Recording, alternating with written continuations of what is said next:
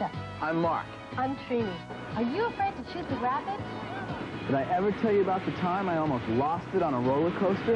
And I used to think that only fish could breathe underwater. Remember when I learned how to surf in Hawaii? Well, almost. What about the time I played baseball with the New York Mets? How about the time I monkeyed around with sign language? Know how to pet a bee? Very carefully. You should have seen me at the glass blowers. Or me in the salt marsh. Have you ever flown a plane without an engine? I had a whale of a time in Miami. Like my new boa? Today I'll be in a laboratory studying a computer. Hey, science is fun. It's from the Children's Television Workshop. And you can see it here 5 days a week on... 3, 2, 1. Contact.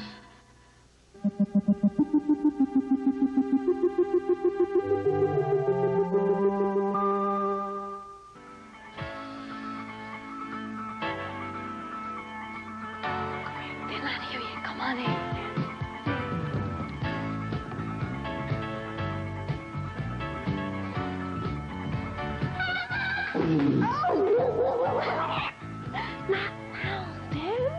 Why are we creeping around? I thought you said they weren't even here yet. Oh, all right. Let's hide upstairs. Dan's gonna help me play a trick on Mark and Lisa. While we're getting ready, let's take a look at how some friends of mine put together my favorite song.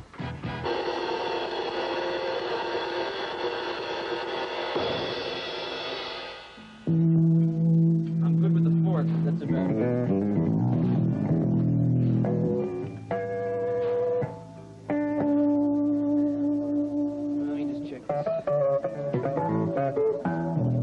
You're looking at a recording session.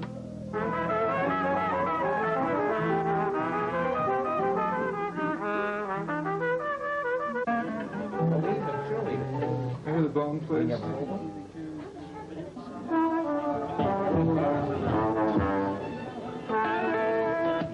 I'd love to, but I don't want you to. 18 is the one in the school. Okay, I want 17 should be a bone and 18 should be a bone, right? Right, that's what they are. I don't have 18. I don't have 14.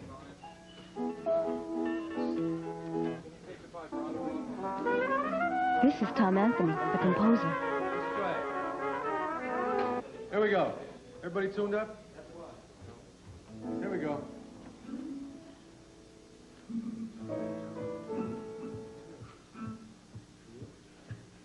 One, two, 1, 2, 3,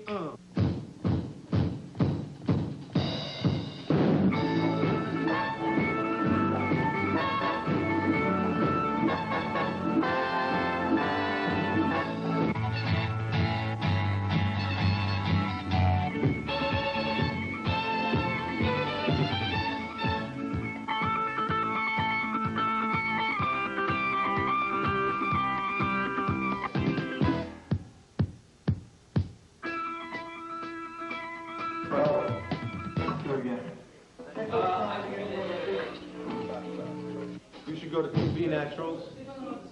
Company concert on top, right? The last bum. What is that? Should not have what you have. D's.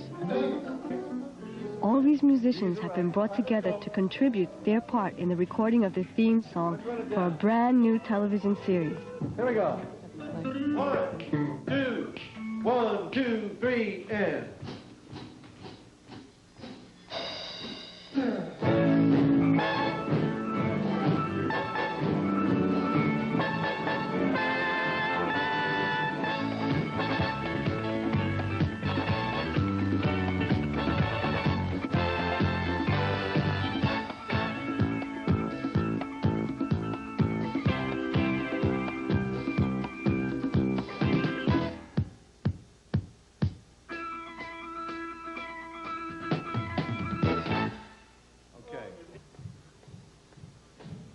Time.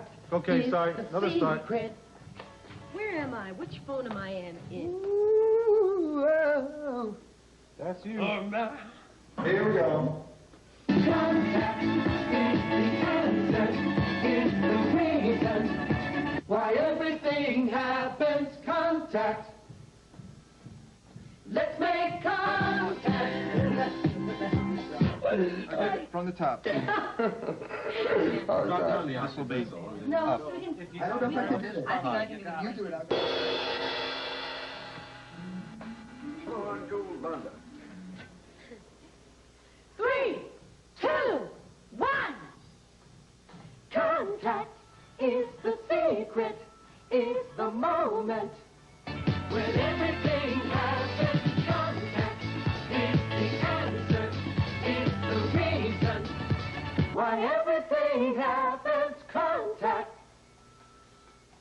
Let's make contact. 3, 2, 1. Contact. Punch the last contact. 3, 2, 1. Contact. You can have a little more of the hat here. Let me start all over.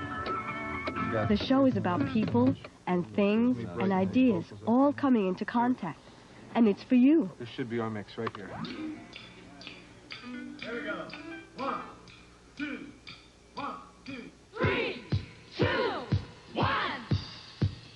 Contact is the secret, is the moment when everything happens. Contact is the answer, is the reason why everything happens. Contact. Let's make contact. 3, 2, 1. Contact. What do you think, Bob? I think that might be it, folks. The reason you hear something is cause it vibrates, as I will now prove with this very simple demonstration.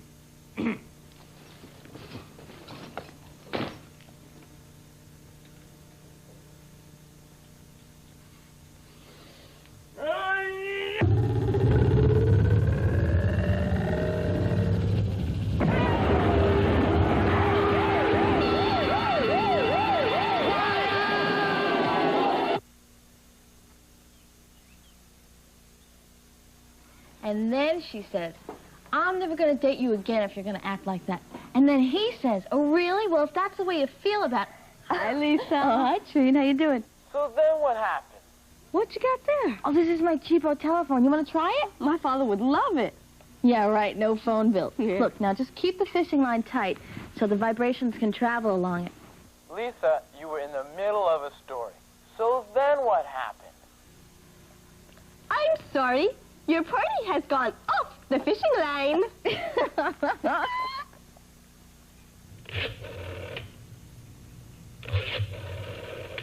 Telephones are connected by long wires. When you speak into a telephone, Hello? you make sound vibrations. The telephone changes them into electric vibrations and speeds them from one telephone to the other. At the receiver, the electric vibrations are changed back to sound vibrations that you can hear. Hello? Hello? Is this my friend Mary? No, you have got the wrong number. Well, okay, but if Mary calls, you tell her to call me. So go ahead. Tell me the rest of the story. Oh, yeah. Oh, yeah, right. So then she said to him, I'm not going to go out with you anymore if you're going to act like that. And he said to her, well, look, if that's the way you feel about it, I mean, you know, well, nah, never mind. I mean, I kind of prefer long distance. Ah, come on. Tell me the rest of the story. No, I like long distance better. Hey, you guys, come on over here. There's something I'd like you to meet. Trini, that's not a thing. That's a person. That's what you think. Hi, I'm Mark. Don't touch it. Why? Whatever you do, don't touch it. It's a robot. I call it Stan. Say hello, Stan. Stan says he's very happy to meet you both. This is a robot, huh, Trini? You got it. Well, how does he... Work? Oh, he's voice operated. Very sophisticated. I mean, go ahead, give it a try. Say the name of any sound, and his computerized memory banks will play it back for you. This is really embarrassing. I hope you'll forgive us, whoever you are. It's whatever. Go ahead, give it a try. All right. Train.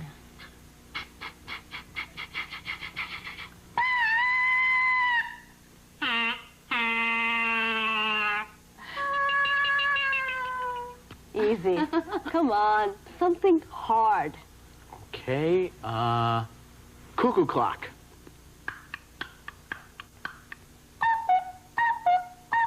All right, how about this? How about jungle sounds?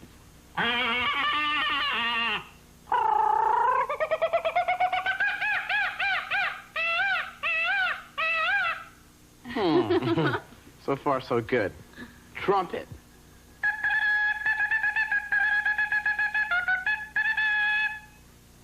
Wow. Hey, I got one. How about a creaking door like in a haunted house?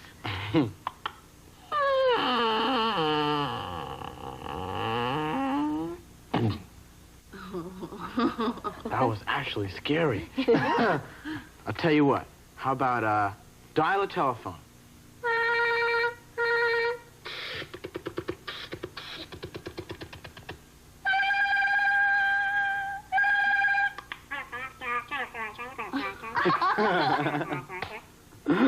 This guy's unbelievable. It is. This one will do him in. Tell you what, try a tape recorder, speed it up.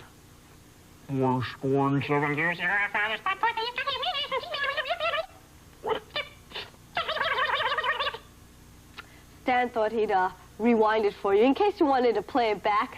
Nice going, Stan. Yeah, real... Don't touch it. Why? Look, It makes this awful sound when you touch it. It's his only protection against being congratulated. Isn't that right, Stan? you know, Trini, I hate to admit it, but I'm starting to believe that Stan just might be a robot. Humans don't make these sounds. You guys have just got to start trusting me. Yeah, I think I'd rather have some proof. This is a voice print machine, and it's run by my friend Victor Zhu. How you doing, Victor? Hi, Mark. Hi. Hi. Hey, what's a voice print? Well, sometimes you can tell individuals apart by their characteristic speech patterns. And usually you can also tell the difference between a real sound and someone imitating that sound. Mm-hmm. For instance, take the sound of that bell. This right here? Yes. Okay. Now, this pattern is characteristic of the bell. Notice those sharp lines going through. Mm-hmm. Now, if someone tried to imitate this sound... If I may? Hit it, Stan. Play it again, Stan.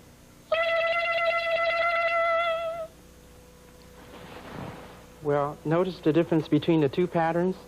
The lack of these sharp lines in the second pattern? Mm-hmm. It's clearly an imitator. Guys, this is my friend Stan Lemcule, the world's greatest sound effect impersonator. How do you do, Stan? No! Stan's also in the Guinness Book as the world's loudest human. My, I've never seen anything like this before. You must have a remarkable voice box. We like it. Good day to you, students. My subject today is how we speak. This will be made clear and simple to understand because I have this chart ready that looks inside of a person. When a person wishes to make a sound, first thing they've got to do is take some air into the lungs. Breathe in. That's right. Very good.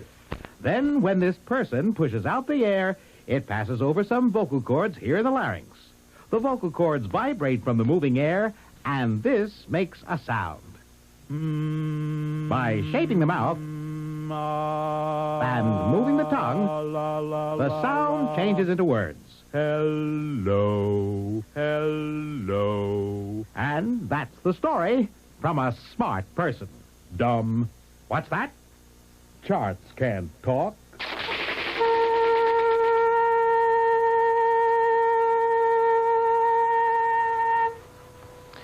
See how uncomplicated this pattern is? Now, Lisa, why don't you sing the same note? Oh,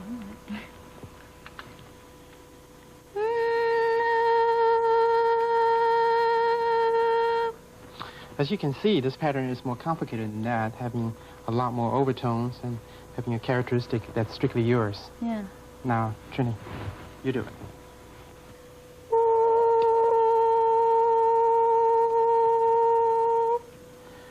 Well, you can tell this pattern also is quite complicated Thank you.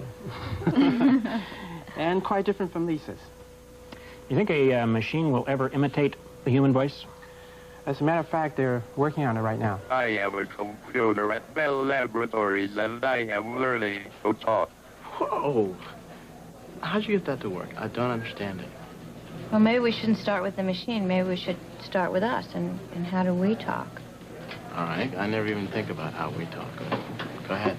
Well, if you had a word to say, like hello, and you didn't know how to pronounce it in the first place, where would be the first place you'd go? Dictionary. Well, that's what we do. We have a copy of this dictionary, Webster's 7th New Collegiate, that's stored out on a disc pack. And in fact, this is what a disc pack looks like. I mean, you've got the entire dictionary stored on one of these? Exactly, and stored in a form that the computer can read, as opposed to this form, which a human can read. So next, if you found out how to pronounce it, you'd move your mouth to say it, right? If you think about a really simple word like hello, what happens when you say that? What moves? Hello. Hello. Oh, my tongue moves. Hello. My mouth moves. Hello. My teeth, I guess, they go up and down. That's it. Well, that's what happens at the top of your mouth. But what about down in the throat? Does anything happen down there? Hello. Hello. Hello. Yeah, something moves down there. Hello. What happens is that your vocal cords are vibrating, and you can feel them. Where are your vocal cords? Your vocal cords are right here, and when you talk, they vibrate. Hello. Hello. Hello. Hello, yeah. And we're also producing some kind of air puffs at the diaphragm that make the cords vibrate. Let's put in a word, have it say it, and see what happens when it talks. All right. So we'll try the word hello. I'll type it on the typewriter. And then it'll go and look up the pronunciation in the dictionary. And then it'll talk. Hello. Hello. Now you can see all the things we talked about. Yeah, the tongue was moving. The mouth came together. Mm-hmm. Tongue touches the top of the mouth there. The mouth opens and closes. Hello. Hello. Hello. Hello. That's fantastic. Hello. Okay. Can I type something in? Yeah. What do I have You to do just first? type it in regular English spelling, Okay. as you would type it on a typewriter.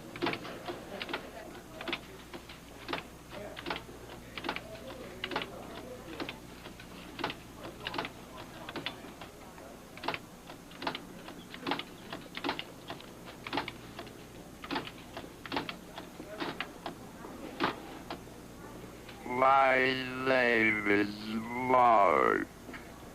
My name is Mark. Doesn't sound like me exactly. It doesn't but- sound like you, but at least it said what you typed in. And hopefully what's happening here is exactly what would happen in your mouth if you said the same thing. Mm-hmm. Tell me something. How do you feel about talking to a computer?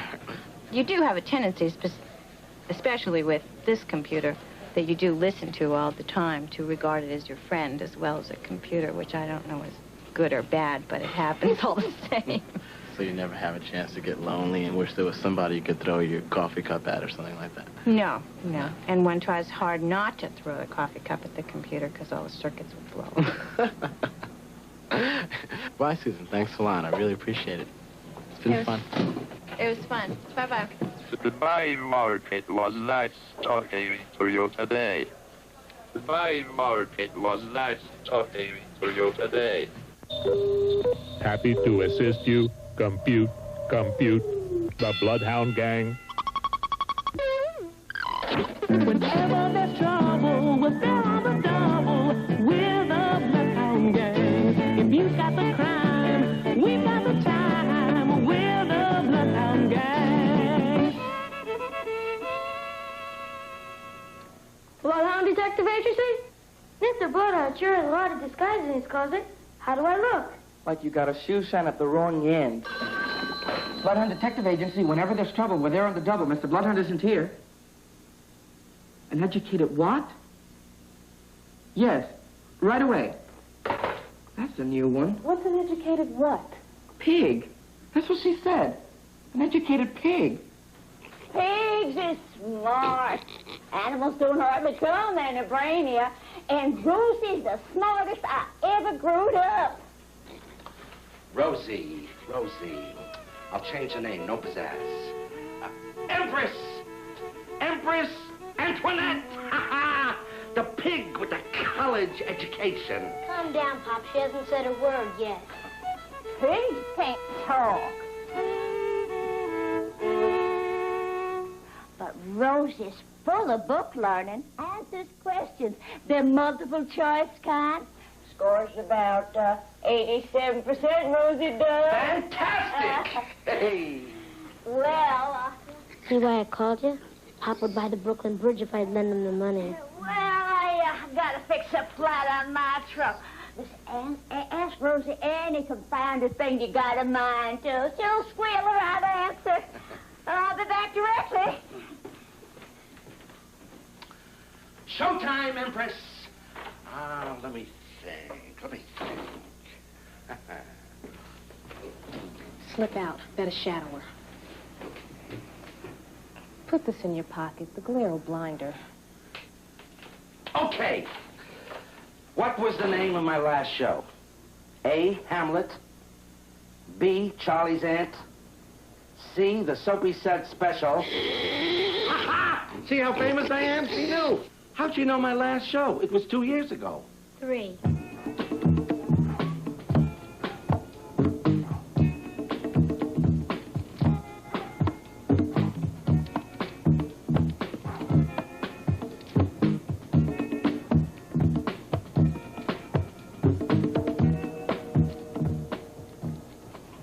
How fast does a big league player throw a baseball?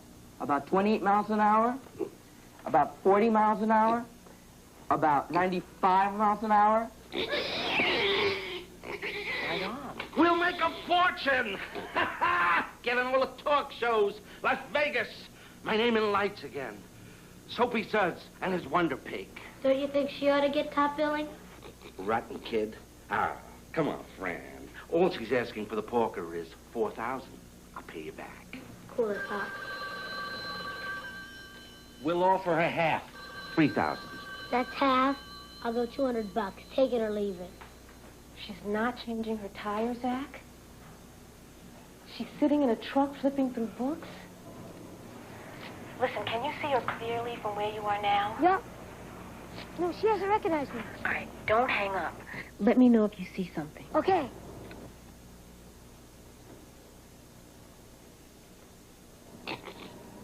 What kind of sound does an owl make when it flies? None? Slapping sound? A slapping sound. 100% right. Right? Wrong.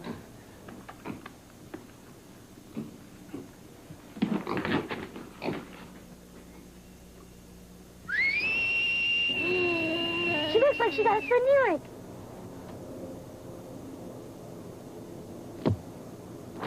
She's getting out of the truck. Got another dime, Zach? Yeah. Call the cops. I don't have time. Owls, schmowls. Of course they slap their wings.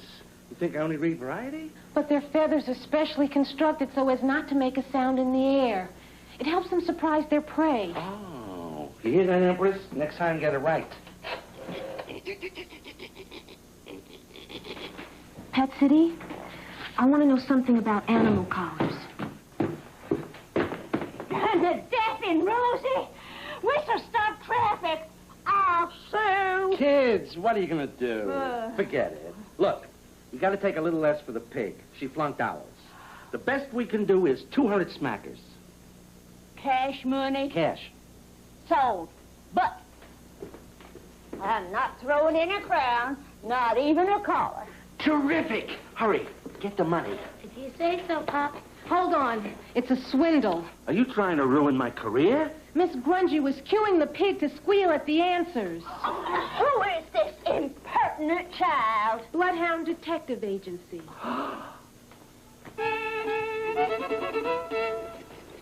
Rosie was bugged.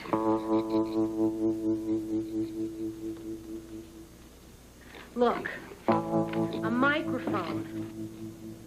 It picked up our voices, and a transmitter broadcast our questions to Miss Grungy in her truck. All she had to do was listen in on her so-called hearing aid. Don't fiddle, faddle. Little Miss Bloodhound palmed that in there to frame me. When that receiver dropped out of your left ear, I noticed you didn't put it back in the same ear. You forgot yourself. I figured you might not really be hard of hearing, just pretending. That isn't a hearing aid. It's a device for listening to our questions from the truck. But the pig answered the questions. You'd squeal, too, if you were wearing that collar. It's a training collar for dogs. It gives very small shocks. Remote control. All Miss Grungy had to do was press a button on her transmitter. There's a receiver built into the collar that picks up the signal and switches on the electric shock. That collar's loaded with electronics. I don't have to stand for this bad mouthing.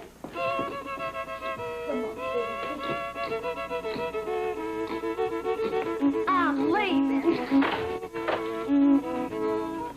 Sally, didn't know you were back in town? I'm clean, Henderson. Sally, you're not peddling educated pigs again, are you? Oh.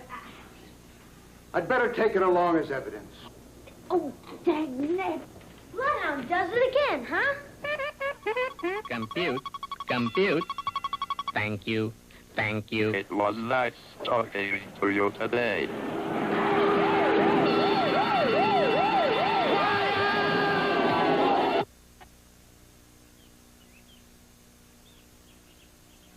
Goodbye. It's been nice talking to you.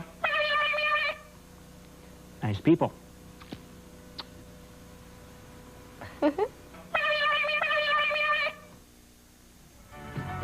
321 Contact is a production of the Children's Television Workshop.